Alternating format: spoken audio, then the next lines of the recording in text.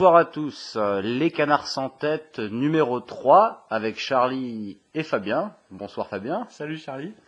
On a un programme assez chargé ce soir puisque nous allons d'abord parler des multiples facettes du terrorisme au quotidien.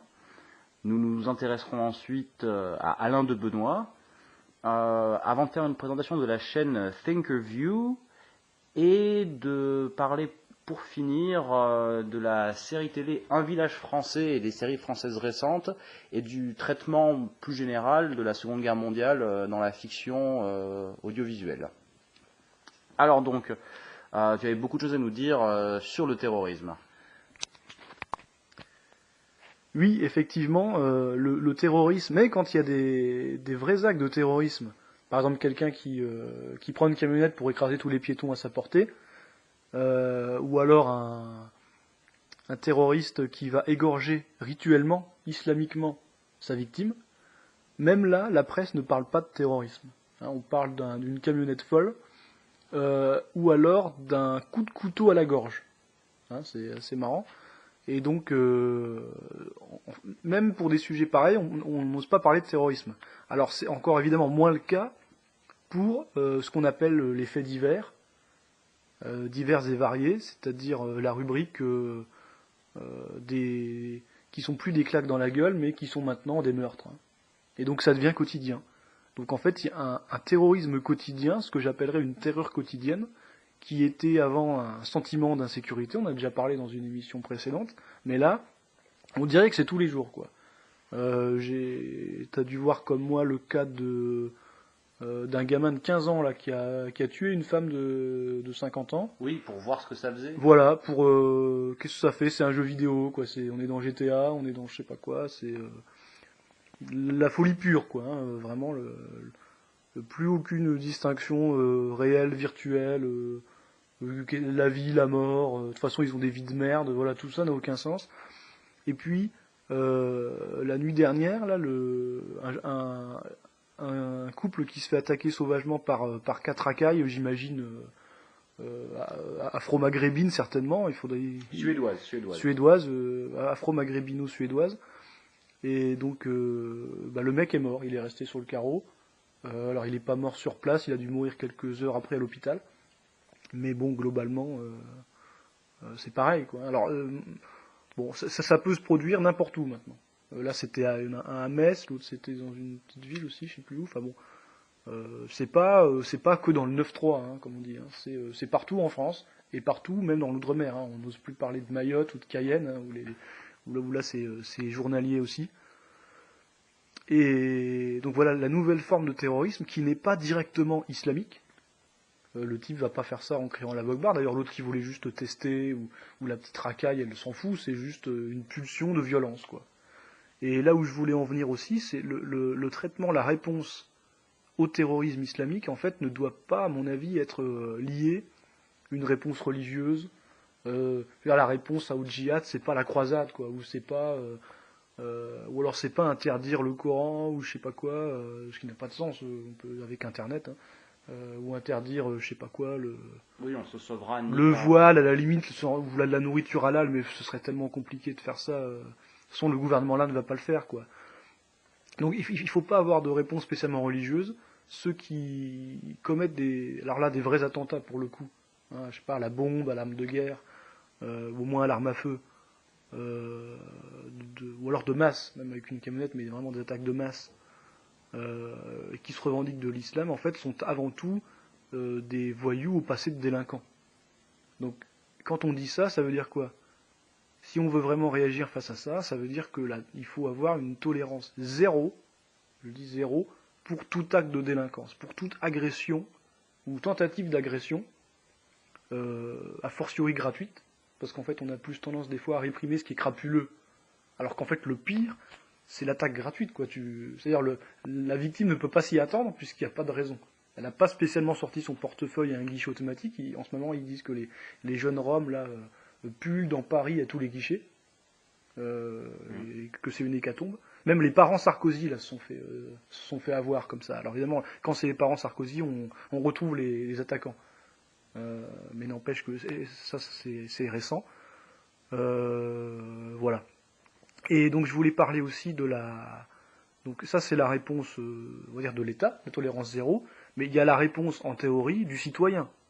Le citoyen, il est citoyen, qu'est-ce que ça veut dire au sens antique, gréco-romain, je suis citoyen, ça veut dire que je suis une vigie de la cité, je protège ma société, et je suis citoyen, ça veut dire que je défends les autres, je m'entraide avec les autres citoyens, et donc notamment, en cas d'agression, un citoyen se fait agresser, donc soit par un autre citoyen devenu fou, entre guillemets, soit certainement par quelqu'un de l'étranger, c'est-à-dire quelqu'un qui est étranger à la cité, soit qui est là, il devrait l'être, soit il devrait même pas l'être. Et normalement, là, on lui fout une trempe, quoi, il recommence plus. Et à l'époque, j'imagine même que le type perdait la vie. Aujourd'hui, non. Le cas de récent, mais c'est récurrent, mais là, le dernier cas a quelques jours, ou peut-être une semaine maintenant, ces légionnaires qui, en flagrant délit, arrêtent une agression commise sur une jeune femme, peut-être même une jeune fille, c'est plus son âge, ben c'est eux qu'on accuse d'avoir agressé quelqu'un quasiment, quoi, parce qu'ils l'ont un peu trop amoché. Parce qu'il aurait fallu lui dire « Monsieur, excusez-nous, s'il vous plaît, il va falloir cesser immédiatement. » Bon. Et donc là, en fait, c'est tout le concept de légitime défense qui est interdit en France, même si il existe, en réalité, il est inapplicable, totalement inapplicable. Parce qu'il faut toujours être dans une situation, dans une posture tellement difficile qu'en fait, il faut attendre d'être mort pour avoir le droit vraiment de se défendre, quoi. Et on n'a pas le droit de se défendre soi-même, alors encore moins les autres.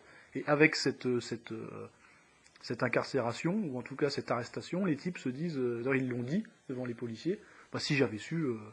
alors peut-être, ils le pensent certainement pas, à mon avis, un légionnaire, il reste légionnaire, quoi. Mais bon, en tout cas, médiatiquement, ils disent, oui, si j'avais su, je l'aurais même pas fait, quoi. J'aurais laissé la fille se faire dépouiller, se faire violer, et peut-être tuer, massacrer, et puis c'est fini, quoi. Je vais pas bousiller ma vie. Oui, tu voulais intervenir ? Oui, il y a une phrase qu'on attribue souvent à divers auteurs ou politiciens américains qui dit « un citoyen sans armes n'est qu'un contribuable ». Et je ne veux pas rentrer dans un débat sur la légitimité ou non du port d'armes, même si on pourrait en parler. Même si on pourrait en parler par ailleurs. Mais c'est vrai qu'un citoyen auquel on interdit de se défendre ou de défendre les autres... Parce que là, je veux dire, ces légionnaires, ils ne l'ont pas attaqué. A fortiori quand l'État ne le fait pas. Voilà, que si au moins l'État le compense, à la limite. Mais voilà, là, c'est pas le cas, clairement. Les types n'ont pas tiré, sur le balotru à coups de fusil mitrailleur. Ils lui ont cassé la gueule, quoi. Ouais. Bon, et ça, déjà, oui. C'était bien mérité. Et voilà, et ça, c'est considéré comme une atteinte au vivre ensemble. Ouais. Et donc, il y a effectivement. Rien que ça, c'est trop, déjà. Voilà. C'est-à-dire que finalement, bon, notre symbole, c'est le coq, mais on veut vraiment faire de nous des chapons dans chaque. Dans chaque interaction et nous empêcher de nous défendre ou de défendre autrui quand nous en avons l'occasion. C'est-à-dire voilà, la défense de la veuve et de l'orphelin aujourd'hui, c'est ça le vrai terrorisme. Ouais. Avec toujours et ça. Parce que le blanc se réveille en fait, c'est ça, qui reste castré quoi. Et et tout ça participe d'une autre forme de terrorisme, de terreur du moins, qui est la terreur médiatico-politique à laquelle nous sommes exposés en permanence. Puisque effectivement, c'est vrai qu'après cette affaire-là, si demain je devais avec des copains voir une demoiselle se faire toucher dans le métro, alors n'y ayant jamais été confronté, je ne sais pas comment je réagirais. Ouais. Mais à partir de maintenant, je sais que j'y réfléchirai encore plus en me disant, mon Dieu, si je mets une claque au type, je risque de me retrouver devant un tribunal. Ou tu lui fais une remarque et tous les passagers vont te traiter de raciste. Oui, le cas échéant. Ça, c'est aussi pour... J'ai déjà vu. Hein. Oui. Ouais. Il y a un mot en anglais, c'est virtue signaling, le signalement par la vertu. Et finalement, les gens adorent, ont une sorte de rush de dopamine quand ils peuvent dire mais comment osez-vous, c'est raciste. Ouais. Et oui, c'est comment dire. On a construit une sorte de système effectivement où je pense beaucoup de gens, beaucoup de cocus jouissent de ces choses-là, de montrer à quel point ils sont vertueux et tolérants. Oui, c'est ça, parce que clairement c'est des principes d'enculé, évidemment. Voilà. Bon, après, jusqu'à ce que ça leur retombe dessus, hein. Après, ils se retrouvent, bon. Ah oui, ça, en plus, ça peut arriver à n'importe qui. Donc, voilà, ils se prennent une claque par une racaille, ils votent Marine Le Pen, mais bon. Si seulement. Si seulement. Et en même temps qu'on nie cette prépondérance, ce côté quotidien d'une forme de terrorisme de basse intensité, je sens venir le truc, ça a déjà commencé. On nous pète les burnes avec des prétendues attaques chimiques en Syrie qui ressemblent énormément à des coups montés, la deuxième à 2 jours, je crois. Au moment même où les troupes américaines prévoyaient, où Trump avait annoncé un retrait progressif des troupes américaines de Syrie, comme par hasard, Bachar el-Assad, qui, comme chacun sait, est un fou sanguinaire. C'est un fou, comme Trump, ils sont fous tous les deux. Voilà, on se demande comment il a pu, même réussir ses études d'ophtalmologie. Le mec était un poste bien tranquille, planqué à Londres. Hein. Voilà. Tout ça pour justifier finalement un maintien de troupes étrangères, là-bas et toujours plus de déstabilisation du pays, alors même que celui-ci commençait à s'acheminer lentement vers une situation un peu plus apaisée. Et les mêmes personnes qui nient souvent ce terrorisme du quotidien que nous vivons sont les premières à en inventer des autres. Non, mais à n'avoir surtout, c'est même pas forcément à l'inventer. Là, je pense pas tant aux journalistes qu'à l'extrême gauche antifasciste qui s'est beaucoup entiché des 15 anarcho-communistes de Syrie, comme si à eux seuls ils pouvaient constituer une alternative soit à Bachar el-Assad, soit aux islamistes. Et voilà, et ces types-là manquent très peu de critiques sur ce type de sujet et accusent d'ailleurs ceux qui soutiennent le régime légitime en Syrie, d'être la victime d'une propagande russo-irano-syrienne, puisque tous ces gens-là sont de leur point de vue des fascistes. La définition du fascisme jusqu'à Poutine, en passant par l'Iran, bien sûr. Voilà. Et c'est donc tristement amusant de voir que la terreur que nous vivons au quotidien est niée et qu'une autre terreur est, on va dire, inventée afin de justifier... et ça, c'était déjà le cas en 2013, les attaques de Bachar au gaz, etc. Oui, alors que celle-là, pour le coup, autant celle d'il y a 2 jours, le jury n'a pas encore décidé, celle de 2013, on sait plus ou moins maintenant que c'était du pipeau complet. Voilà. Au contraire, quoi. Ouais. Et moi, j'ajouterais par rapport à la sphère internationale que le terrorisme qu'on peut vivre en France, donc encore une fois, soit les vrais attentats qui sont commis avec une revendication géopolitique, par exemple, on attaque la France en France parce que vous, Français, vous attaquez, vous bombardez les troupes, je ne sais pas, de l'État islamique en Syrie ou ailleurs.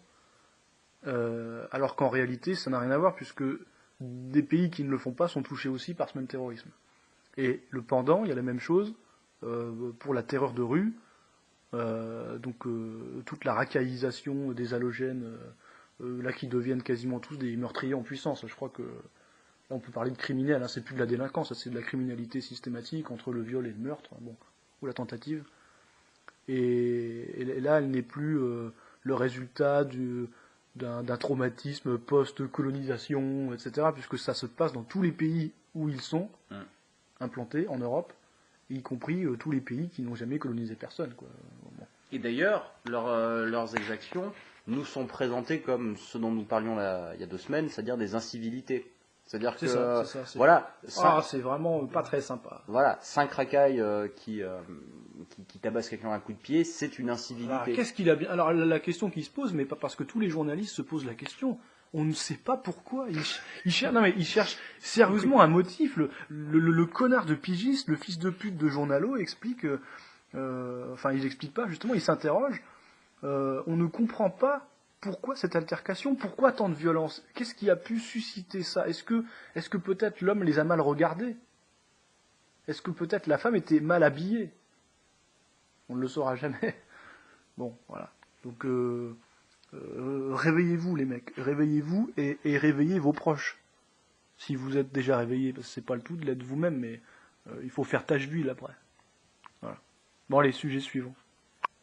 Sujet suivant, effectivement, avec une figure de proue de la scène métapolitique française depuis plus de 50 ans, depuis 50 ans en tout cas, Alain de Benoît. Oui, alors Alain de Benoît qui est historien des idées, compilateur, vulgarisateur, donc quand on parle d'idées politiques, vraiment de tout niveau, hein, aussi bien du libéralisme, du socialisme, de l'anarcho-syndicalisme, du fascisme, de tout, quoi. Il vient de faire un bouquin sur les rudes. Voilà, et qui s'intéresse aussi à tout ce qui est identitaire, païen, et justement parce qu'en réalité, lui est identitaire, européen, donc évidemment il est français, mais il se situe dans le cadre européen, antilibéral, et ce que j'appelle anti-manichéen ou anti-manichéiste, c'est-à-dire déjà subtil. C'est pas un type qui voit la vie en noir et blanc, c'est un type qui la voit en couleur. Donc on peut pas l'accuser comme ça d'être un gros facho con, non, ça marche pas avec lui. Parfois ça peut marcher, mais avec lui ça marche pas. Mais du coup ça en fait un anti-monothéiste carbiné, parce que le monothéisme finalement a une grille de lecture, une vision du monde très simple, le bien et le mal. Et Alain de Benoît va largement au-delà, et c'est pour ça qu'il est accusé par beaucoup de catholiques notamment, d'être un démon, quoi.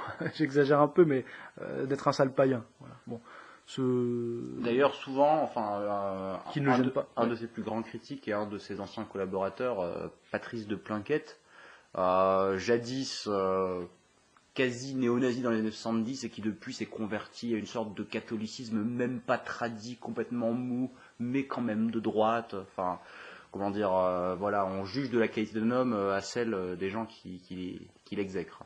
Ouais. Et voilà, avec Patrice de Plinquette, on peut se faire une bonne idée de la qualité d'Alain de Benoît. Ouais. Mais, voilà, donc c'est un gars qui a commencé, donc il est né fin 1943, décembre je crois 1943.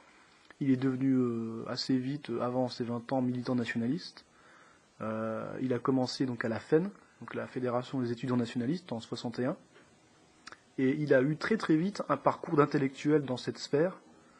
Il a commencé à écrire avec Henri Coston, pour Henri Coston en fait, notamment dans Lecture française. Alors on rappelle que Henri Coston, il fait partie des 3 archivistes de la politique française, Yann Moncomble, Henri Coston et Emmanuel Ratier, qui est hélas décédé aujourd'hui, il y a depuis 2 ans, presque 2 ans. Mais bon, en tout cas, il s'inscrit dans cette tradition.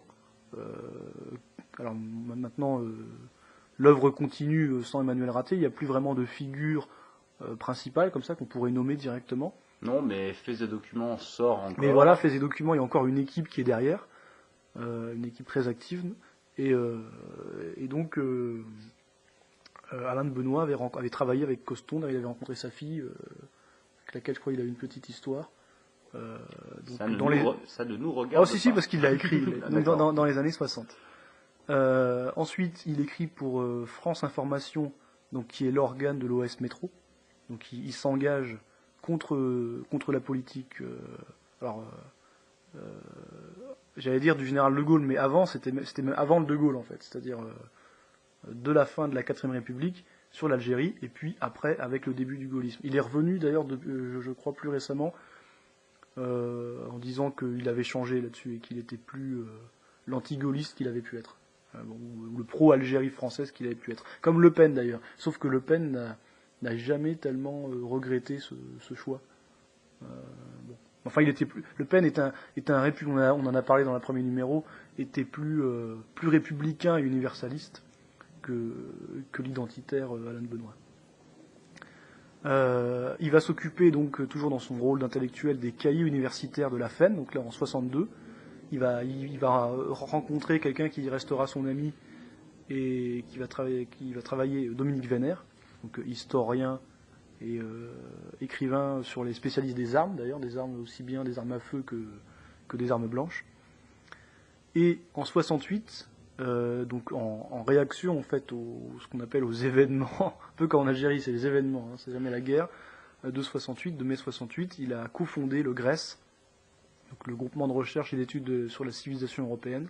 Donc là on retrouve encore la dimension européenne. Et on a appelé son mouvement, c'est pas une idéologie, mais enfin sa nouvelle vision des choses, la nouvelle droite. Parce qu'effectivement, ça n'existait pas à cette époque.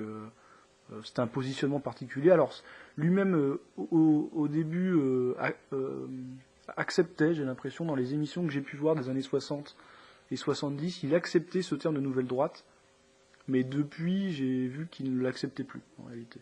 Ouais. Il a toujours dit, plus récemment, alors que c'est pas ce qu'il disait à l'époque, qu'en réalité, la nouvelle droite, il avait fini de guerre lasse par accepter le terme que les journalistes lui collaient, mais il s'est jamais senti proche de cette expression, il l'a trouvé même à contresens, quoi, parce qu'il se sentait plutôt de gauche, même presque que de droite. Et en tout cas, même au-delà du clivage gauche-droite, de toute façon. D'ailleurs, il a écrit récemment un livre pour en finir avec le clivage gauche-droite, ou quelque chose comme ça, je ne sais plus le nom exact, mais c'est contre le clivage gauche-droite. Et puis, il en avait parlé aussi assez récemment aussi dans Le Moment populiste, où il dit finalement le populisme, lui aussi, sera à la fin du clivage gauche-droite. Donc il a beaucoup parlé de ça dans ses derniers livres depuis 2015, quoi. Voilà. Il écrit dans un magazine assez remarquable, Éléments, depuis 1973, qui existe toujours aujourd'hui. Il écrivait dans le Figaro magazine à l'époque de Louis Pauwels. Il a longtemps écrit dans le Spectacle du Monde, je crois jusque dans les années 80. Il avait une émission régulière dans France Culture, qui s'appelait Panorama, et il a fondé une autre revue, Crisis, en 1988. Donc c'est pas un intellectuel qui est né de la dernière pluie. Et d'ailleurs, même bien avant Crisis, en 1977, il avait écrit Vue de droite, anthologie critique des idées contemporaines, donc il y a vraiment une historiographie de droite, tout simplement, parce que ça n'existait pas, il n'y avait que des historiographies de gauche en réalité, et qui a eu le prix de l'Académie française l'année suivante, en 1978. Donc on était largement pané que le gars avait déjà eu des prix de l'Académie française, quoi. Il me semble d'ailleurs que l'été 78 avait été appelé par certains l'été de la nouvelle droite. C'est à ce moment-là qu'il est passé chez Pivot, si je ne m'abuse. Exactement. Oui. Là, il était vraiment... émission qu'on peut trouver c'est facilement vraiment sur YouTube. le début de la renommée, quoi. C'est à ce moment qu'il a vraiment émergé en France. On lui attribue l'expression de la pensée unique. D'ailleurs, il a depuis 2015, je ne sais plus en quelle année, mais il est très récemment, 2015, 2016, 2017, il a aussi publié un bouquin contre la pensée unique. Je crois que tu allais me dire, il a déposé le copyright. Voilà, non mais il s'en est revendiqué, mais je crois que c'est admis. Les intellectuels l'admettent, alors avec, a priori, co-fondé avec Jean-François Kahn. Voilà. Peut-être la seule chose qu'a fait bien Kahn dans toute sa vie, c'est ça. D'ailleurs, il avait fait un documentaire Kahn en 2000, qui s'appelait La dictature de la pensée unique, où il interviewait des personnalités assez intéressantes. Il y avait Paul-Marie Couteau, il y avait Guillaume Bigot, et il y en avait 2-3 autres. Je crois qu'il y avait Viviane Forester, donc une antilibérale aussi. C'était assez intéressant. Les influences d'Alain de Benoît. En fait, donc, il y a beaucoup de philosophes allemands, notamment Nietzsche. Donc ça, Nietzsche, on le retrouve dans tout le côté, on va dire, anti-monothéiste. Et Heidegger aussi. Et puis, allemand aussi avec la Révolution conservatrice, très inspiré par ça. D'ailleurs, il a aussi commis un ouvrage, il y a aussi 3-4 ans, sur la Révolution conservatrice. Et, bizarrement, j'allais dire, le socialisme français. Donc le socialisme français de Proudhon, de Sorel, peut-être de Berthe. Qu'est-ce qu'on pourrait citer aussi? Alors là, en fait, c'est des socialismes qui sont, aujourd'hui, sont quasiment considérés comme des anarchistes, quoi. Même pas anarchistes de droite, d'ailleurs, plutôt genre anarcho-syndicalistes. Je sais pas ce que t'en penses. L'extrême gauche actuelle les cite assez peu. Ah oui, bien sûr. Bah oui, parce que c'est des fachos. Voilà, il y a eu une OPA sur ces penseurs-là par la nouvelle droite, qui est assez intéressante, puisqu'on a beaucoup de cartouches à trouver chez ces gens-là. Et ils ont fait la gloire justement du socialisme français. Eh oui. Et quand on dit socialisme, c'est le sens que ça pouvait avoir à l'époque. Évidemment, c'est pas la fleur, la rose de François Hollande, forcément. Donc voilà, avec tout ça, aujourd'hui, ça lui fait plus de 100 ouvrages. Je crois qu'il en est à 110 ou 120 ouvrages qu'il a écrits tout seul. On compte pas les articles, etc. La grande question, c'est S'il fallait en lire qu'un. Alors, s'il fallait en lire qu'un, moi j'avais beaucoup apprécié l'autobiographie, alors c'est sous forme d'entretien, qu'il avait écrite avec François Bousquet, donc, qui est maintenant rédacteur en chef de la revue Éléments, je crois, qui s'appelle Mémoire vive, en 2012, qui est sorti en 2012. Et en fait, ça commence comme une autobiographie du personnage, et en fait, ça dérive très vite sur un cours d'histoire des idées politiques, quoi. Mais c'est très intéressant. Moi, j'aime beaucoup. Voilà. Mais c'est marrant parce que tu fais partie plusieurs personnes que je connais ont eu l'occasion de le rencontrer épisodiquement, et tu m'avais dit la même chose que ce que disent tous les gens d'Alain de Benoît qui le rencontrent. C'est en gros, tu t'assis devant lui, il parle et toi tu te tais. Oui, parce que tu écoutes le maître. C'est ça. Et pourtant, c'est quelqu'un de très humble. Hein. Faut pas, on dit pas ça parce qu'il monopolise la parole, on va dire avec agressivité. C'est simplement que on a envie de l'écouter. C'est un peu Papy qui raconte des histoires, mais c'est pas Papy au sens de De Grelle qui va raconter son histoire. C'est vraiment un prof, quoi. Il va expliquer, je sais pas, n'importe quel courant, même aussi bien philosophique que politique. Je suis sûr qu'il pourrait parler de l'art aussi. Il pourrait nous faire peut-être, comme on disait, un cours sur les runes ou n'importe quoi, ou sur un petit peu comme Renaud Camus, quoi, avec une expertise dans beaucoup de domaines. Il pourrait faire un cours de peinture ou d'histoire de l'art ou n'importe quoi, à mon avis, de musique. Je pense qu'il serait compétent. Et c'est aussi évidemment un grand lecteur, et il passe pour être le possesseur de la plus grande bibliothèque privée en France, qui est répartie sur plusieurs habitations, j'imagine à Paris, et puis sa résidence secondaire en province, mais je sais plus où, en Normandie je crois il habite, je suis pas sûr. Voilà, donc quelqu'un qui est très intéressé par les livres, qui a beaucoup écrit. Alors évidemment, ces livres, là on a parlé de l'autobiographie, il y a beaucoup de...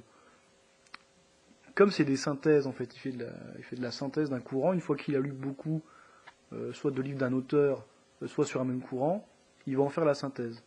Donc ça peut être une introduction, mais il y a aussi beaucoup de bibliographie, c'est-à-dire il va carrément faire la bibliographie de tel ou tel auteur peu connu, 300 pages, rien qu'avec les titres et les différents trucs qu'ont écrit à l'auteur. C'est un travail énorme, donc qui peut servir soit d'introduction quand on veut se pencher dessus, soit on peut s'en contenter, hein, à la limite on peut lire le livre d'Alain de Benoît sur machin, n'importe quoi, pour découvrir par exemple la Révolution conservatrice, ou Nietzsche, ou...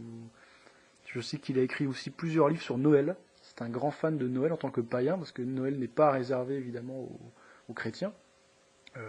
C'est une tradition qui a toujours existé finalement en Europe, et donc il a écrit plusieurs petits livres intéressants et amusants sur la fête de Noël, comment célébrer Noël, d'ailleurs il s'appelle comme ça je crois. Voilà, et tu voulais nous parler toi de l'influence internationale d'Alain de Benoît, Charlie. Oui, c'est, pourrait-on dire, peut-être l'intellectuel français le plus influent à l'étranger à l'heure actuelle. En 2013, si je ne m'abuse, Raphaël Glucksmann en faisait le père du poutinisme dans son livre, comment ça s'appelait, Génération de gueule de bois, manuel de survie face au réac, enfin il y avait un titre de cet ordre-là, mais la thèse n'était pas complètement fausse, puisque Raphaël Glucksmann parlait de l'influence qu'a eu Alain de Benoît sur Alexandre Douguine, lequel en retour est considéré comme comment dire, l'homme qui murmure à l'oreille de Poutine. C'est un peu plus compliqué, puisque enfin je veux dire, Douguine a lui-même écrit un bouquin qui s'appelle Poutine contre Poutine, et il n'est pas forcément toujours en odeur de sainteté au Kremlin. Ceci dit, oui, parce que c'est un penseur, alors Poutine c'est quelqu'un qui agit. Voilà. C'est pas le même tempérament, ça veut pas vraiment matcher complètement. Ceci dit, il y a quand même une parenté idéologique, et c'est pas complètement absurde de dire que Alain de Benoît est, sinon le père, du moins on va dire, on peut dire que la nouvelle droite française est une des racines. Oui, là ce serait la nouvelle droite dans son ensemble. Voilà. Mais aujourd'hui, l'influence d'Alain de Benoît c'est même au-delà de la Russie, à titre anecdotique, mais c'est intéressant. J'ai découvert il y a quelques mois le site d'un mouvement brésilien qui s'appelle Nova Resistencia. Ils ont aussi une page Facebook en français, enfin en anglais New Resistance, et ce sont des douguinistes et des benoîtistes convaincus. Alors c'est assez drôle parce que les couleurs changent, c'est-à-dire généralement les Mais c'est au Brésil où il y avait eu justement des grosses conférences internationales ah oui, ils ont sur fait Julius Evola, etc. Donc ils sont vraiment dans le bain, quoi. et ça donne non mais le résultat est super charmant parce que généralement les sites d'information radicale européens, il va y avoir du noir, du rouge, une esthétique assez militarisante. Ouais. Là leur truc c'est aux couleurs du Brésil quoi, c'est du vert, du jaune et c'est super charmant. Mais les types parfois je traduis par Google Translate ce qu'ils écrivent en portugais ou sinon et quand ils font des trucs en anglais je les lis. Ont vraiment une vision du monde ultra cohérente, ultra proche de celle, on va dire, des mouvements identitaires et métapolitiques européens ou nord-américains sur lesquels je vais m'attarder un petit peu juste après. Et vraiment, enfin, voilà, de Benoît est lu jusque là-bas. C'est pas le premier, mais il y a une sorte de tradition d'intellectuels français. Un très bon cas, c'est Ellul aussi, qui sont pas vraiment prophètes en leur pays, mais reconnus comme de très très grands esprits ailleurs. Oui, c'est ça. Et si on veut parler même je pensais à l'économiste Frédéric Bastiat, alors lui qui est un libéral pour le coup.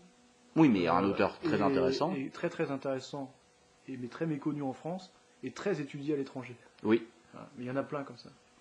Vraiment, nul n'est prophète en son pays. Et mais l'une des influences les plus notables d'Alain de Benoît ces dernières années, c'est sur l'alt-right américaine, puisqu'il a commencé à être traduit en anglais à la fin des années 90, début 2000, notamment sous l'impulsion d'un bonhomme du nom de Tomislav Sunic, un croato-américain, mais qui parle parfaitement allemand et français, en plus de l'anglais et du croate.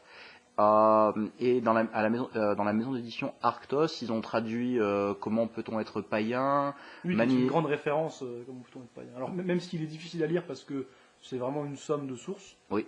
Donc ça se lit pas comme un roman, loin de là. C'est vraiment un outil de travail. Mais c'est une synthèse que j'aime beaucoup. Et qui a ceci de rigolo quand on le lit maintenant, qu'il y a des polémiques face à BHL qui font très années 80. Oui, mais de ce point de vue-là, il peut être daté. Quand on n'a pas vécu ces années-là, c'est aussi marrant de se replonger dans les débats intellectuels de ces années-là et de se dire, des choses ont changé, mais finalement tout était déjà en germe à cette époque-là. C'est ça, dans la continuité vraiment. Et outre celui-là, Arctos a aussi publié Manifeste pour une renaissance pour la Renaissance européenne, je sais plus. Et au-delà des droits de l'homme. Et je crois alors est-ce que c'est Arctos, je sais plus, mais Vue de droite a été traduit il y a pas longtemps.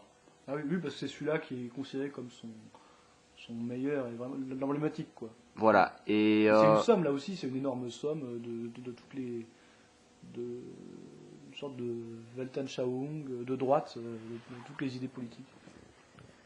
Et au cours des années 2000, des webzines comme Countercurrents ou Radix ont fait la promotion des idées de la French New Right, et c'est vraiment une influence majeure sur ce qui est devenu par la suite l'alt-right, laquelle, à son tour, influence beaucoup le débat public aux États-Unis à l'heure actuelle. Ce qui m'amène à la polémique récente liée à un entretien qu'il avait donné pour le webzine BuzzFeed, dans lequel il disait avoir, il désavouait, pour des raisons que je peux comprendre, parce que il désavouait ces rejetons américains de l'alt-right pour une raison toute simple à mon avis, qui est que ces derniers sont, du fait du premier amendement, beaucoup plus hardcore sur la question raciale et la question juive que nous pouvons l'être en France. Et Alain de Benoît, ils sont vraiment extrémistes. Il n'a pas vraiment envie d'avoir des emmerdes. En plus, il a déjà donné des conférences pour. Oui, il va donner des conférences régulièrement aux États-Unis. Pour des mouvements qui sont associés à ça. C'est un petit peu compliqué pour lui. Et par ailleurs, au cours de cet entretien, il a déclaré avoir voté Mélenchon au premier tour de la présidentielle. Ça lui a été reproché par beaucoup dans la sphère nationaliste française. Voilà, j'ai une interprétation qui vaut ce qu'elle vaut par rapport à ça. Ouais. C'est d'une part. Bon, il a voté Mélenchon au premier tour. C'est un choix stratégique qui peut se comprendre. C'est-à-dire, c'était possible avant le premier tour de se dire peut-être que Mélenchon Oui, aurait le but pu... c'était d'avoir un Mélenchon-Marine Le Pen. Voilà. C'était pas... Parce que s'il y a Macron, évidemment, il gagne. Hein, donc, Voilà, c'était pas totalement inintéressant. Moi, je reprocherais à personne en un sens d'avoir voté Mélenchon, quoi que je puisse penser du personnage. Oui. Mais par ailleurs, ces gens-là, souvent d'ailleurs dans le giron lesquéniste, ce qu'ils n'ont pas, oui, c'est une petite sphère. Voilà, mais ce qu'ils n'ont limité à des trolls, hein, généralement. Voilà, mais justement, ce qu'à mon avis, ils n'ont pas totalement compris, c'est que disant ça, Alain de Benoît, bon, dont je pense pas qu'il passe ses journées sur Twitter ou sur 4chan, eh ben il troll BuzzFeed. Ah oui. Et voilà, c'est en ça que le côté un peu parfois bourrin de cette clique-là, même s'ils sont très drôles et même si Delesquin nous a donné avec Cosmopolite et Remigration deux mots, deux mèmes qui je pense feront date. J'ai lu beaucoup, notamment l'expression cosmopolitiquement correct qui était attribuée à Henri Delesquin. Moi, je l'ai vu pour la première fois chez Alexandre Delval. Ah bon.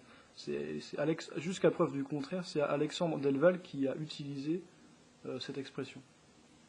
Et qui a sans doute été reprise derrière par Henri Delesquin.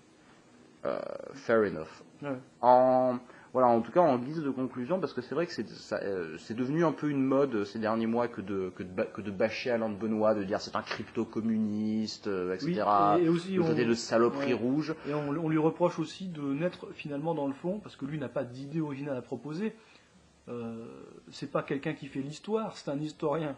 Oui. Donc il essaie de l'analyser du mieux qu'il peut, et qui parle de socialisme ou de libéralisme par exemple, pour faire une opposition, il en parle très bien des deux, et avec une objectivité vraiment érudite. Et donc c'est un vrai historien des idées. Voilà, on ne peut pas lui reprocher de faire son travail, il en faut, et il en faut de droite, parce que sinon, si on laisse ça à la gauche, eh ben, on a le résultat aujourd'hui, c'est-à-dire que tous les gens qui sont formés dans les écoles, dans le secondaire, dans le primaire et dans les universités deviennent des gauchistes parce que tous les auteurs qu'on leur propose sont des gauchistes. Voilà. Donc la vision de leur monde est forcément gauchiste. Donc c'est complètement stupide de lui reprocher de faire le travail inverse. L'œuvre d'Alain de Benoît est une œuvre herculéenne et particulièrement ingrate, parce qu'il faut pouvoir les lire, tous ces bouquins, il faut pouvoir faire cette synthèse. Ouais. Et, il a une méthode de travail très très exigeante. Et même si j'aime beaucoup les trolls, je pense qu'on pourra conclure là-dessus, je voudrais juste dire justement aux trolls que sans ADB, vous ne serez pas là. Oui. Alors moi je voulais terminer en conseillant à ceux qui ne veulent pas lire ou qui n'ont pas le temps pour l'instant de lire Alain de Benoît, si le personnage les intéresse et ses idées, parce que c'est pas quelqu'un qui va mettre sa personne en avant, il va parler des idées en fait. Et comme c'est pas forcément les siennes, il va parler de toutes les idées. Donc c'est ça qui le rend intéressant. Et donc je conseille d'écouter les entretiens qui avaient été filmés et qui sont diffusés par TV Liberté. Entretien donc entre lui et Paul-Marie Couteau qui l'interroge. Paul-Marie Couteau qui lui aussi est un très grand intellectuel à mon sens, et qui lui aussi est très humble et très modeste, et donc ne joue pas à l'intellectuel dans cette série d'émissions. C'est-à-dire que ça s'appelle Les Conversations de Paul-Marie Couteau, je crois, donc c'était le numéro 1, donc il y a eu 6 épisodes d'1 heure, c'est quand même assez long, avec Alain de Benoît. Il pourrait se mettre en avant intellectuellement, mais peut-être les auditeurs comprendraient rien, quoi. Là, il arrive à le faire parler, à se mettre dans la peau d'un vrai journaliste, quoi. Donc c'est un autre travail que ce qu'il fait d'habitude. Mais donc je ne peux qu'encourager les gens à défaut de lire Alain de Benoît, à au moins le découvrir par cette émission qui est suffisamment longue pour pouvoir aborder tous les sujets à peu près sur lesquels il a écrit, et puis quelques éléments de sa vie, même s'il passe assez vite dessus. Voilà. Et d'ailleurs, il y a un petit truc sur lequel j'aimerais conclure à son sujet, c'est sa méthode de travail. Il le dit, parce que Paul-Marie Couteau lui dit quand même, vous avez écrit plus de 110 livres, et vous avez moins de 80 ans, quoi, c'est quand même chaud. Comment vous faites? Quel est votre secret? Elle lui dit, il n'y a pas de secret, c'est le travail. Et s'il y avait un secret, c'est qu'en fait, dans mon temps, quand je m'organise, mon temps personnel, il n'y a pas une plage de 5 minutes qui ne soit vide. C'est-à-dire que je mets à profit, je peux rêvasser 30 secondes, mais pas plus, quoi. Il faut que chaque tranche de 5 minutes soit utilisée et rentabilisée. Donc c'est une machine. Hein. Voilà, on termine là-dessus. Tu veux dire un dernier mot? Non, je crois que tout est dit. Voilà. Sujet suivant. troisième sujet, on va présenter la chaîne YouTube Thinkerview. Alors Thinkerview, c'est une chaîne qui appartient à une communauté de hackers. Alors j'en dirai pas plus parce qu'il y a différents types de hackers, comme on dit. Il y a le white hat, le black hat, etc. Le type bien intentionné, mal intentionné. Bon voilà, le grey hat. Mais bon, là c'est simplement des hackers au sens large, sociaux. C'est-à-dire, c'est pas des voleurs d'argent, hein, des types qui vont essayer de pomper les cartes de crédit. C'est des gens qui s'intéressent aux idées. Et donc cette chaîne existe depuis début 2013, mais à l'époque les émissions n'étaient pas vraiment régulières. Ça s'est accéléré vraiment depuis 2 ans, donc depuis 2016. Aujourd'hui, en tout sur la chaîne, ils ont 8 millions de vues. Chaque vidéo fait en moyenne entre 40 et 100 000 vues. C'est assez large parce que ça dépend vraiment des invités et des sujets. Parce qu'il y a beaucoup d'invités, à mon avis, moi c'est mon cas, qu'on ne connaît pas. Donc quand on écoute, c'est pas par rapport à il y en a qui écoutent tout systématiquement, mais ça c'est quand on a le temps. Mais autrement, la différence de vue, à mon avis, c'est que le nombre de vues doit s'expliquer par le thème qui est abordé. Donc heureusement le thème est noté. Donc on dit on va interviewer machin sur ce sujet ou par rapport à ce sujet. Alors on peut dériver, mais globalement, initialement, la majeure partie se fera sur ce sujet précis. Et donc c'est ce sujet qui intéresse ou pas, du coup, les auditeurs ou les téléspectateurs. Il faut savoir que c'est une émission qui est enregistrée en live. Donc ça fait un live YouTube et ensuite elle est diffusée. On peut la regarder en redifféré autant qu'on veut, mais elle est dans les conditions du live. C'est-à-dire qu'il y a un peu comme Meta TV, il y a des questions qui arrivent en temps réel. Et donc à la fin de l'émission, elles sont posées en vrac à l'invité, ou aux invités, parfois il y a plusieurs invités en même temps. Chaque émission fait entre 1 et 2 heures, alors j'ai regardé, la moyenne c'est en gros 1h15, ceux qui sont vraiment le moins connus s'arrêtent entre 45 et 60 minutes, et il y en a qui ont l'habitude de parler et qui font facilement 1h30, 2 heures, il y a même des émissions de plus de 2 heures. Donc là c'est du sport. Et donc les sujets qui sont abordés, parce que finalement on en revient à ça, au-delà des invités, quels sujets sont abordés. Alors c'est avant tout la technologie, parce que ça reste une communauté de technophiles, d'informaticiens au sens large. Des technophiles, technocritiques. Voilà. Et donc l'informatique. Alors la problématique, c'est par exemple les libertés individuelles, la neutralité du web, les big data dans les mains de quelques multinationales. Hein, on pense aux GAFA par exemple, ou les BATX en Chine. Ce genre de problématiques liées donc à la sécurité des données, à la liberté d'expression, mais ça va vraiment dans tous les recoins sociaux de ça. Ça peut être la liberté, ce qu'on mange par exemple, hein, la gastronomie, qu'est-ce qu'on mange, est-ce qu'on mange de la merde ou est-ce que c'est sain, donc l'agriculture, donc l'élevage intensif, la surproduction, même la surpopulation, le malthusianisme, enfin vraiment tous ces sujets sont abordés, l'intelligence artificielle, le QI, il y a énormément de sujets, d'invités qui ont des sensibilités différentes, parfois très, très opposées. Voilà. Donc moi j'avais fait une petite liste des meilleurs invités. Alors c'est pas forcément les meilleures émissions parce que je vais en citer trop, hein, s'il fallait citer quelques meilleures émissions. En fait il y en a pas, ça dépend vraiment de vos centres d'intérêt. Mais les invités que j'avais plaisir à écouter, j'avais noté Isabelle Saporta, qui a notamment écrit sur l'agriculture, Idriss Aberkan, Natacha Polony, qui elle, c'est un peu, des fois j'aime bien, des fois j'aime pas. Elle est pas régulière, je trouve. Si je devais la noter, je mettrais élève irrégulière.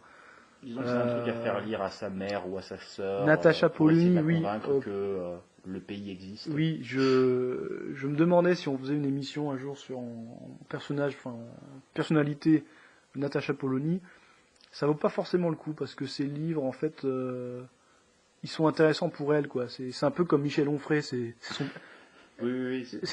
son parcours, mais en fait, elle explique à des gens qui ont déjà compris ce qu'elle vient de comprendre. Oui. Donc ça pose un peu de problème. Bon, après, elle le fait avec talent. Alors, puis elle est sympathique. Disons que Natacha Polony, voilà, c'est un auteur pour les normies, pour les gens qui sont en cours de radicalisation ou de réveil, comme on disait. Ouais, ça les accompagne. D'ailleurs, là, elle vient d'être la cible d'un magazine sur les éditocrates. Là. Elle est ciblée en première page avec Zemmour. D'ailleurs, elle a souvent remplacé Zemmour dans toutes ses émissions, sur François, chez Ruquier, etc. Je crois que c'est Mediapart qui vient de sortir le tome 2 de leur bouquin sur les éditocrates. Et on trouve réunis sur la couverture des personnages parfois pas très sympathiques, genre Franz-Olivier Gisbert, mais ils ont un petit peu mis tout le monde ensemble et sous l'étiquette néolibéraux. Oui, alors là, c'est complètement fou. Natacha Polony passe son temps à attaquer non seulement le néolibéralisme, mais même le libéralisme en tant que tel. Hein. Elle fait plus de nuances. Elle en faisait au début, elle en fait même plus. Non, mais pour moi, c'est très très simple. Je pense que Louis Penel et son équipe commencent à se rendre compte que traiter tout le monde de fasciste, c'est plus très vendeur parce que les Français saturent. Et puis ils risquent de le devenir à force, quoi. Voilà.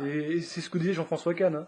À force de traiter de fasciste, on va dire c'est ça fasciste, ben, je le suis. Donc du coup, ils ont opté pour l'autre mot infamant dont dispose la langue française, le mot ce que personne n'a envie d'être, c'est libéral. Et pire encore, néolibéral. Ce qui est fou, parce que libéral, c'est le type qui est attaché à la liberté, quelque part. Je vois pas en quoi c'est infamant, mais en France socialiste, c'est infamant. Voilà.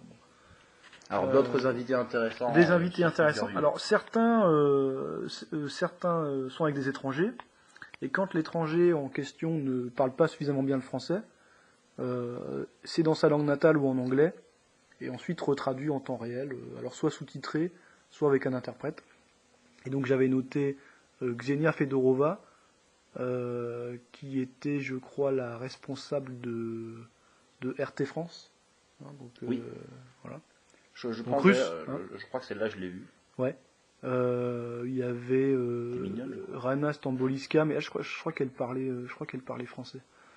Voilà, sinon j'avais relevé Perico Légas, donc Perico Légas qui est un critique culinaire, grand amateur de gastronomie, et accessoirement époux de Natacha Polony. Frédéric Tadei et Élise Lucet, donc ils ont fait intervenir là des journalistes très connus. Hein. Tous les Français connaissent Tadei et Élise Lucet, et pourtant ces émissions apprennent beaucoup de choses, parce qu'en fait la plupart du temps ils peuvent pas se dévoiler comme ça. Or là, ils ont pu le faire pendant 2 heures, bien aller au fond des choses. Laurent Alexandre, donc lui qui est vraiment un transhumaniste, on va dire, hein, vraiment pur et dur. Hein. On pourra parler un jour, là on n'a pas forcément le temps, mais on pourra parler de son dernier livre sur l'école. Oui, La guerre d'intelligence, où il préconise. Alors bon, c'est à long terme, c'est pas pour demain, mais en tout cas il pose la question. Et il pose différents scénarios de l'évolution de l'intelligence artificielle. Mais la question centrale, c'est l'humain dans tout ça. Il faut une complémentarité intelligence humaine, intelligence artificielle, pour pas que l'humain se fasse bouffer par l'IA. Et donc, son axe, c'est l'école. Donc, pour lui, il faut utiliser à fond les neurosciences et mettre les meilleurs spécialistes de neurosciences, bac plus 15 en neurosciences, dans les crèches et les pouponnières, pour que tout petit, les nouveau-nés puissent dès le début bénéficier du maximum de rentabilité pour augmenter leur intelligence au maximum de leur capacité. Et ça se commence évidemment très jeune. Bon, c'est peut-être une vision un peu caricaturale, mais bon voilà, c'est la sienne. Une émission avec Mounir Majoubi aussi, le ministre du numérique, qui était pas mal. Olivier Delamarche qui est intervenu plusieurs fois, maintenant qu'il a été viré de quoi, il était sur BFM TV lui, c'est ça, Olivier Delamarche. Je sais plus si c'était sur iTélé ou sur BFM, enfin une des deux. Il intervenait régulièrement dans des émissions d'économie et à chaque fois on le traitait de pessimiste, de décliniste, de catastrophiste, parce qu'il annonce une crise qui est inéluctable. Mais comme elle ne vient pas du jour au lendemain, évidemment, on dit qu'il se trompe et que c'est un oiseau de mauvais augure. Voilà. Donc toujours assez intéressant, Olivier Delamarche. même si, bon, à force, ça se répète un peu, hein, c'est normal. Hein, lui, c'est un spécialiste de la finance, donc bon, ça reste limité. C'est comme Pierre Jovanovic, toutes les semaines, ça s'effondrait bientôt. Oui, bah oui, c'est-à-dire que tant qu'on injecte de la liquidité, etc., que par tout un tas de jeux d'écriture comptable, on fait en sorte que la machine continue à fonctionner, ça continue. Mais le jour, c'est ce que disait Michel Drac récemment, le jour où on n'aura plus envie, ceux qui font ça, soit il y aura des divergences au sein de ceux qui veulent le faire, soit il y aura un consensus pour arrêter de le faire. Je pense à la planche à billets, mais pas que. Ben là, ça s'effondrera. Et eux seront préparés à ça. Donc c'est les gens de base qui trinqueront comme à chaque crise. Hein. Mais il n'y a pas que des invités intéressants. D'ailleurs, dans tous les invités que j'ai cités, toute l'émission de 2 heures n'est pas forcément intéressante. Ça peut être certains passages simplement. Hein. Mais il y a aussi des gros gauchistes, ce que j'appelle des gros gauchistes, vraiment. Des types qui sont, à mon avis, perdus, parce que comme ils sont pas tout jeunes, c'est difficile de se réveiller après un certain âge, quoi. Donc je pense à Bernard Friot et Mathieu Rigouste. Bon, j'ai un peu de la peine pour Aude Lancelin, ça me fait de la peine de la citer là-dedans, mais enfin je le fais quand même pour que les auditeurs ne soient pas surpris s'ils écoutent son émission. En fait, ce que j'aime beaucoup, surtout dans Thinkerview, c'est l'intervieweur, le principal intervieweur, et en fait l'équipe qu'il y a derrière, qui eux ont un énorme bagage intellectuel, de connaissances. La manière dont ils mènent leurs interviews, elles sont rapides, c'est-à-dire qu'ils laissent pas le temps à l'invité de réfléchir. Ils posent une question, il faut qu'il réponde tout de suite. S'il voit que le mec commence à faire des circonvolutions, hop, il pose la question différemment, il n'a pas le temps, des fois il n'a pas le temps de terminer sa réponse, mais comme on voit où il veut en venir, il repose une autre derrière pour l'emmener là où ils veulent aller, eux, ou lui en l'occurrence, parce que c'est surtout lui le principal, je sais pas comment il s'appelle, mais le principal animateur. Et en fait, moi ce que j'aimerais bien, c'est voir lui interviewer en fait. Parce qu'en fait, l'émission est intéressante surtout, évidemment quand il y a quelqu'un d'intéressant en face, ou alors quand il pose des questions plus pertinentes, même si les autres y répondent mal. C'est à travers ces questions qu'on peut apprendre des choses finalement. Parce que, alors c'est-à-dire qu'il n'a pas peur de poser des questions. Vous connaissez pas ceci, vous connaissez pas cela. Il y en a, ils passent vraiment pour des cons, hein, parce qu'ils connaissent rien. Ils se prétendent spécialistes de l'économie, machin, mais soit ils sont trop spécialisés, et donc ils n'ont pas la vision d'ensemble sur la démographie, par exemple, sur la politique, sur la géopolitique, sur n'importe quoi. Donc ils sont trop étriqués, donc ils peuvent pas avoir une bonne vision générale. Donc ils servent à rien en tant que, on va dire, éducateur de peuple, je sais pas comment dire. Ou alors non seulement ils n'ont pas grand chose à dire sur le sujet, mais ils connaissent pas du tout leur propre sujet, dont ils sont soi-disant spécialistes, quoi. Là c'est encore pire. C'est-à-dire que même dans leur domaine de spécialisation, ils les battent, quoi. Bon, évidemment, de faire ce genre d'exercice régulièrement, ça aide à avoir une bonne culture, mais tu sens qu'il n'y a pas que ça, quoi. C'est vraiment des passionnés, des curieux, intéressés, mais évidemment aussi beaucoup par la question sociale. Voilà, donc je recommande cette chaîne, alors en fonction des thèmes ou des personnalités qu'on veut regarder, hein, on choisit, mais il y en a pour tous les goûts. Voilà. Alors on va passer maintenant donc à la 4e rubrique et la dernière. Culture, séries, télé. Comme on parle beaucoup, en tout cas moi autour de moi j'entends beaucoup parler de séries américaines, parfois britanniques, éventuellement allemandes, mais surtout américaines. Scandinave. Ah, scandinave, j'ai pas entendu. Ça existe. J'ai jamais regardé, mais il y a des gens qui regardent. Mais séries françaises, le français a tendance à attaquer ses propres productions. Alors quand on dit à quelqu'un, t'as vu la série française, série française, moi je regarde pas, ça craint. Bon. Donc on va parler d'une série française qui en plus s'appelle Un village français. Donc Un village français, série donc de ce que moi j'appelle franco-belge, parce qu'en fait elle est française, mais il y a beaucoup d'acteurs belges qui jouent dedans. Donc je donnerai pas les noms, je les ai pas en tête, c'est des bons acteurs, mais pas des grands acteurs, parce qu'ils n'étaient pas forcément très connus avant ce programme. Ils se sont révélés, il y en a beaucoup qui ont joué depuis, mais ça reste français. Donc, Il y a eu 7 saisons, alors ça est tourné sur une grosse durée, entre 2009 et 2017, donc ça a été terminé en fait très récemment, au mois d'octobre, novembre 2017, de très récent. Des saisons de 6 à 12 épisodes d'une cinquantaine de minutes, donc entre on va dire 45 et 60 minutes selon les épisodes, donc 72 épisodes en tout. Ça se passe dans une sous-préfecture jurassienne fictive, proche de la frontière suisse. Donc le but, à mon avis, c'était de montrer une zone libre, parce qu'un village français, on l'a pas encore dit, mais ça se passe juste au moment de l'invasion allemande de 1940. Donc ça commence en mai 40, quoi. Peut-être le premier truc se passe en avril 40, mais vraiment juste avant l'invasion. Donc la débâcle.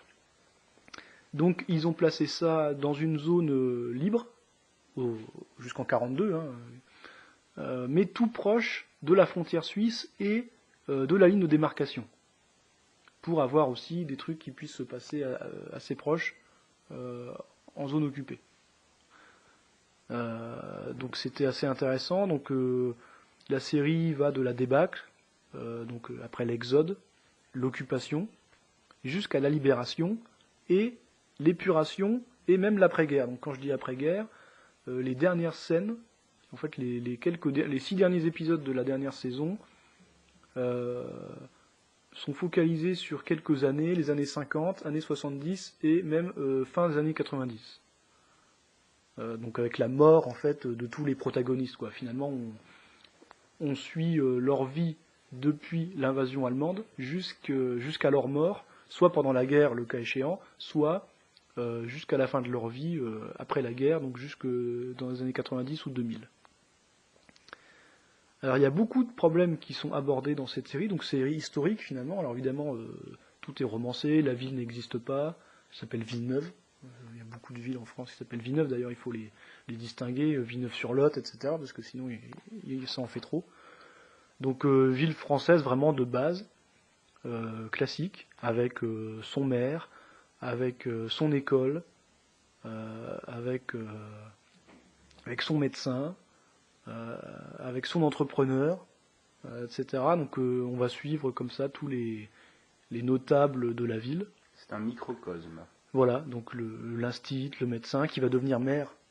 J'ai pas le temps d'en parler, mais c'est très souvent que c'est le médecin, surtout dans un village, c'est le médecin quand il y a un problème qui prend les rênes. Alors là, en l'occurrence, il fait déjà de la politique parce qu'il est adjoint, et dès l'invasion, le maire élu officiel se barre, et donc lui il reste, et c'est lui finalement qui va assumer la charge. Parce que comme Pétain, mais à un plus petit niveau, il va assumer la charge. C'est pas drôle, il sait qu'il a des coups à prendre, mais stoïquement, il l'accepte. Voilà, il dit si je le fais pas, personne ne le fait.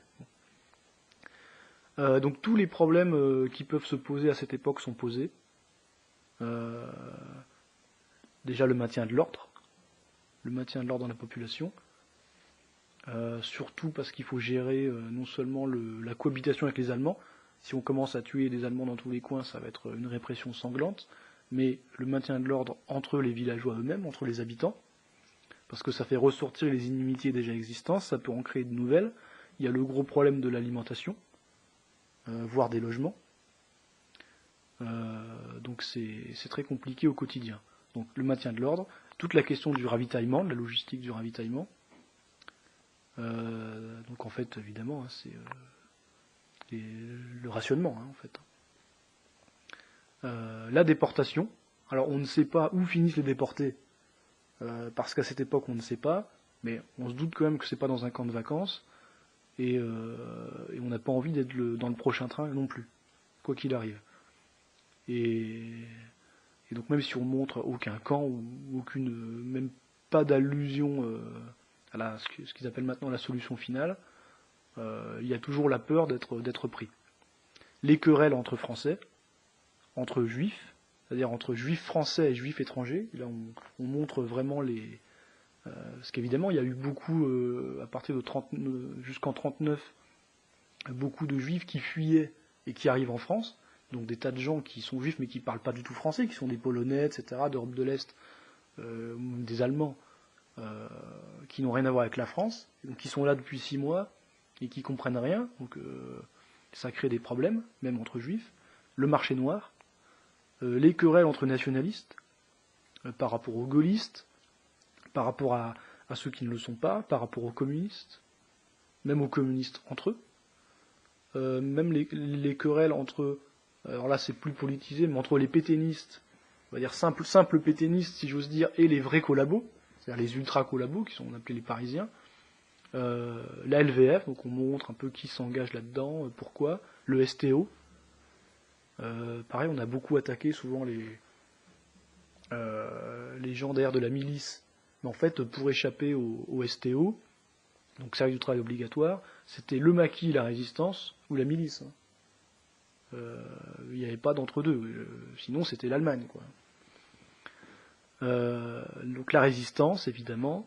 Les querelles, sont souvent abordées les querelles entre services allemands, entre la Wehrmacht et la SS, entre la SS et le SD, entre le SD et la Wehrmacht, etc. Même si le SD est une émanation de la SS, les chefs sont des ambitieux malgré tout, hein, des gens intelligents souvent qui ont une carrière, et ils savent aussi qu'en cas d'échec, ils se retrouvent sur le front russe.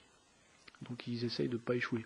Ou s'il doit y avoir un échec, de reporter la responsabilité sur un autre. Donc c'est la guerre, voilà, c'est toujours la même chose. Les Américains, donc la relation entre les libérés et les libérateurs, qui est beaucoup plus proche de la réalité que ce qu'on en dit généralement. J'en dis pas plus.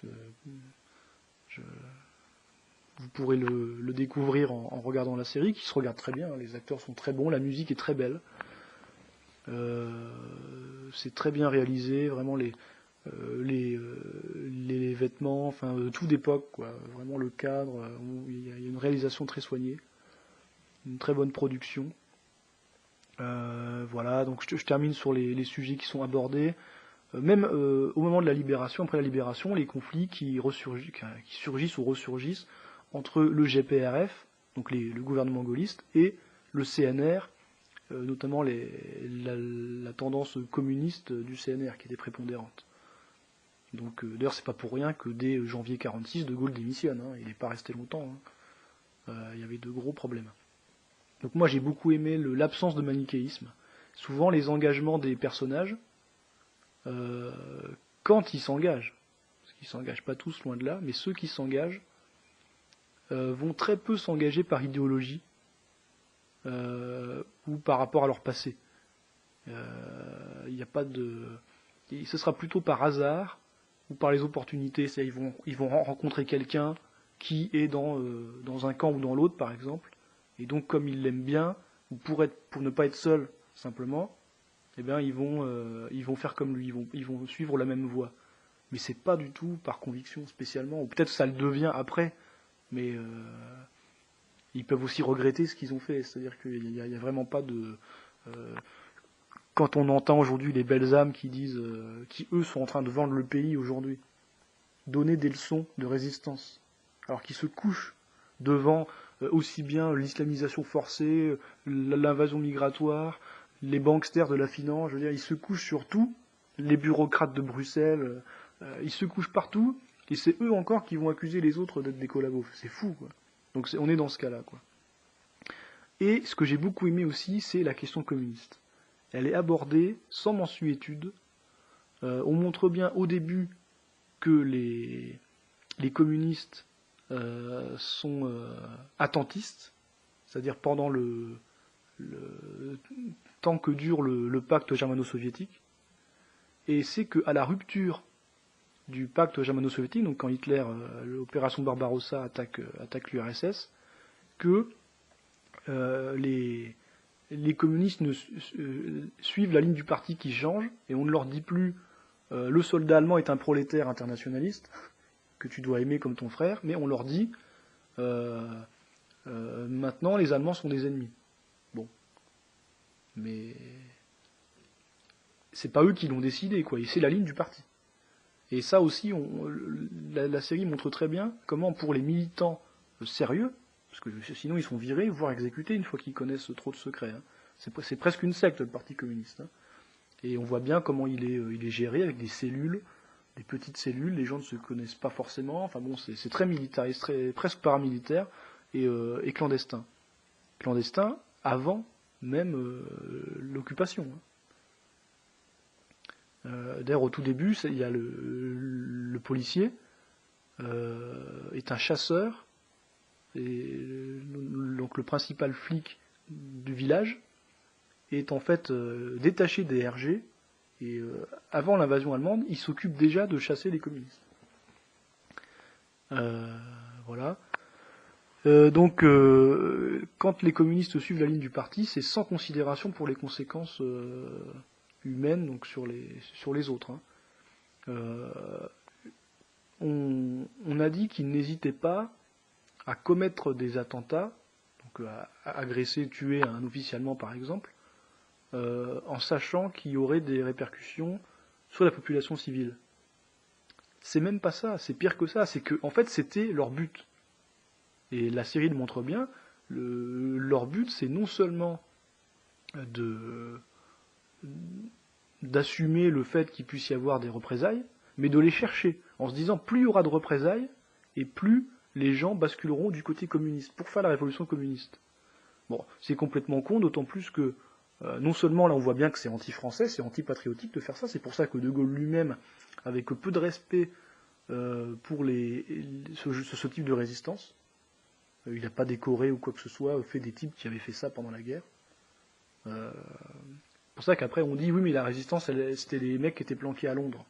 Et oui parce que ils savaient très bien que ceux qui étaient restés là à faire les cons, à part des types qui avaient organisé patiemment des réseaux de logistique, mis des armes de côté, etc. en attendant le jour J, ceux qui avaient fait ce genre de conneries, c'est des mecs dangereux. Au mieux des mecs dangereux, et au pire des enculés, quoi. Bon. Mais les communistes, eux, faisaient exprès.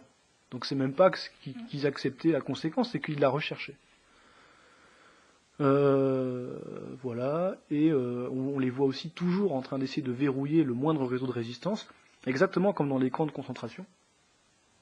Tous les déportés expliquent bien que jusqu'en 1942, c'est des droits communs qui sont capots, c'est-à-dire qui sont, parce qu'il y a très peu de soldats allemands là-dedans. Hein. Le camp est autogéré quelque part, hein. Ça doit plaire aux gauchistes, ça. Bon. Et donc, c'est les droits communs qui sont les plus nombreux et qui gèrent le camp. Et à partir de 42-43, c'est les communistes, parce qu'ils deviennent majoritaires dans les camps, et donc ils s'organisent pour faire disparaître physiquement les autres détenus nationalistes, ou même pas nationalistes, il suffit de pas être communiste pour être dangereux, et donc à la fin il reste plus que des communistes, quoi. Et donc c'est eux qui prennent le pouvoir. Et c'est ce qu'ils font aussi dans les maquis, dans les réseaux, et après-guerre, y compris après-guerre. Donc toujours dans une optique de lutte internationale et non pas nationale. Voilà. Et puis, pareil pour la question de la collaboration, qui est très peu manichéenne et moralisatrice, et notamment à travers le personnage principal, donc le fameux médecin du village qui était adjoint mais qui va devenir maire de Villeneuve, contre vents et marées, et qui va vraiment sacrifier tout ce qu'il a pour essayer de sauver les meubles et pour essayer d'atténuer au mieux les souffrances des villageois qui n'aiment pas spécialement, mais même les gens qui l'aiment pas, il va les soigner. Voilà, un médecin, ça reste un médecin. Voilà. Donc toi, tu n'as pas vu, Charlie, cette série. Pas encore, mais voilà, envie. Mais tu peux. Alors c'est long, hein, c'est long. Moi, ça m'a pris très longtemps de regarder tout ça. Mais tu vas nous parler de l'évolution du cinéma sur la Seconde Guerre mondiale, en fait, de la façon de le voir. Bah oui, les choses se font bien, puisque au moment où tu m'as proposé qu'on parle d'un village français pour cette émission, bon, j'avais pas vu la série, j'ai pas eu le temps, je vais finir par m'y mettre. Mais j'étais en pleine rétrospective du cinéma sur la Seconde Guerre mondiale, ça s'est fait un peu par hasard. J'ai remarqué vraiment une évolution très nette entre les années 60 et jusqu'aux années 2010, dans la représentation notamment des Allemands. Je prends un exemple, dans des films comme Le Jour le plus long, ou Quand les aigles attaquent, qui est pas très connu en France, c'est un film avec Clint Eastwood, où un commando de soldats britanniques avec un Américain doit libérer un prisonnier dans un château en Bavière. Enfin, c'est vachement bien. Les Allemands sont certes les méchants, les antagonistes, mais ils sont représentés d'une façon humaine en un sens. Ils gardent une certaine dignité. Et au fur et à mesure que les années passent, et ça on atteint un summum, je pense, avec Inglourious Basterds de Tarantino en 2013, si je ne m'abuse, peut-être que je me trompe, il y a une hystérisation de la représentation de l'allemand qui est très très particulière. Spielberg le fait aussi dans La liste de Schindler et dans Il faut sauver le soldat Ryan. C'est-à-dire l'allemand est vraiment le mal. On lui en un sens, on le déshumanise comme ils l'ont prétendument fait dans des camps. Indiana Jones aussi. Les Allemands d'Indiana Jones sont Oui, voilà. complètement fous. Hein. Alors la différence à la limite d'Indiana Jones, c'est que ça se veut vraiment un film de genre. Mais effectivement, oui, ils sont très, très caricaturaux. Et il y a quelques semaines, j'ai vu à l'occasion de sa sortie en torrent, Dunkirk de Christopher Nolan, que je n'avais pas vu en salle parce que j'ai un rapport un peu compliqué avec Christopher Nolan. J'avais trouvé le précédent Interstellar particulièrement soporifique. Et je suis jamais vraiment sûr de ce que je pense de son cinéma. J'ai vu Dunkerque, je me suis pris une claque monumentale. C'est son meilleur film, et c'est vraiment un très très très grand film. Et la façon dont en fait il ne représente même pas les Allemands leur redonne une dignité. Pour resituer, Dunkerque narre l'évacuation de la plage, l'évacuation des troupes britanniques de la plage de Dunkerque en mai 40. Et finalement, les Allemands ne sont jamais vraiment... Enfin, on ne voit aucun Allemand dans le film. Ils sont juste la mort qui vient du ciel, via des avions. Il y a un jeu sur le son incroyable, où vraiment, enfin, au cinéma, ça devait vraiment donner, puisqu'il y a des bruits métalliques. Il y a pas vraiment de musique d'ailleurs dans ce film, il y a plus des ambiances sonores. On sait jamais vraiment si c'est extradiégétique ou intradiégétique. Et l'Allemagne est juste cette force formidable. Je crois que c'est une des rares phrases sur les Allemands qui est dite dans le film. C'est quelque part, je crois que c'est le personnage joué par Kenneth Branagh. D'ailleurs, c'est très difficile de se souvenir des noms des personnages parce que c'est un film choral. Et qui dit, en gros, demain, ils essaieront de prendre le monde. Et je pense, je pense, la thèse n'est pas de moi. Il y a un critique américain qui s'appelle Mark Bramin, qui a écrit un papier, pas traduit en français, qui s'appelle Nolanesque, qui a une analyse du style de Christopher Nolan, et le type étant lié à la droite américaine actuelle, il fait une analyse de Christopher Nolan comme étant un réalisateur crypto-antisémite et qui truffe ses films de références de cet ordre-là. Je trouvais ça intéressant, mais en fait, j'avais pas envie de me remater Inception, donc du coup, j'ai pas pu vérifier si ça tenait la route. En regardant Dunkerque, je n'ai pensé qu'à ça, tellement il me semble effectivement que vraiment le fait, dans ce film, on ne te parle jamais des camps. Bon, à l'époque, c'était pas connu, hein. Mais vraiment, l'Allemagne est juste un ennemi, un adversaire. C'est pas l'incarnation du mal. Et c'est, je pense, finalement, ça fait écho à ce que tu dis sur Un village français, sur la représentation des communistes et de la collaboration. J'ai l'impression que très lentement, on est en train de sortir de la phase... Alors, peut-être aussi que je me fais des illusions, mais du rapport hystérique à cette période-là. Ouais. Non, mais avec le recul, ça commence à se faire. Quoi. Voilà, pour le traiter c'est comme... une série France 2. Hein. Oui. Donc c'était diffusé sur France 2, je veux dire... voilà. Donc voilà, grand public, français. Hein. Regardez un village français. Je crois qu'il disait il y a eu et regardez Dunkerque. 9 millions de téléspectateurs. Quoi. C'est-à-dire qu'il y a beaucoup de Français qui l'ont vu. Alors, pas forcément en entier à chaque fois, mais chaque Français a vu au moins un épisode, quoi, du coup. Hein. Bon. Et à part moi. Oui, non, mais alors je voulais en profiter pour parler de quelques autres séries. Comme au début, j'ai parlé du fait qu'on connaissait peu finalement les séries françaises. Il y en a quelques-unes. Alors je parle pas des séries spécialement romantiques, mais des séries un peu politiques que j'ai vues et qui sont récentes. Peut-être on en parlera un peu plus tard dans d'autres émissions. Il y avait Baron Noir, donc qui est très politique pour le coup. On parlera de Baron Noir. On fera une émission. Le Bureau des légendes, donc là sur la DGSE avec Kassovitz, qui est très bien. Et Les Hommes de l'ombre, alors là qui est plus sur la communication. En fait, il n'y a rien de politique. Il parle de politique tout le temps, mais toujours d'une façon de marketing, quoi. Comment est-ce que le communicant va faire pour proposer son programme? C'est pas du tout. On parle pas d'idées. Alors que dans Baron Noir, on parle d'idées, vraiment. Mais en tout cas, voilà, c'est des séries françaises. Alors après, je parle pas des séries policières, même si elles peuvent avoir un intérêt social, il est plus ludique quand même et de divertissement. Je pense aux séries Braco et Engrenage. Engrenage qui est plus sur la magistrature, alors que Braco c'est plus sur les unités d'élite de la police dure, on va dire. Bon. Mais, comment on appelle ça, c'est pas la BAC, c'est c'est pas la brigade anticriminalité, c'est encore un truc au-dessus, quoi, je sais plus comment ça s'appelle. Puis Engrenage, on voit un peu plus les dessous des affaires avec les avocats, et même au niveau des procureurs, donc ça c'est intéressant. Comment les relations entre procureurs, bâtonniers, etc. Voilà. Mais vraiment, série historique, un village français. Alors la fin, les derniers épisodes laissent à désirer. Parce que ils ont peut-être un peu forcé le trait sur les. C'était pour montrer les conséquences psychologiques même des survivants.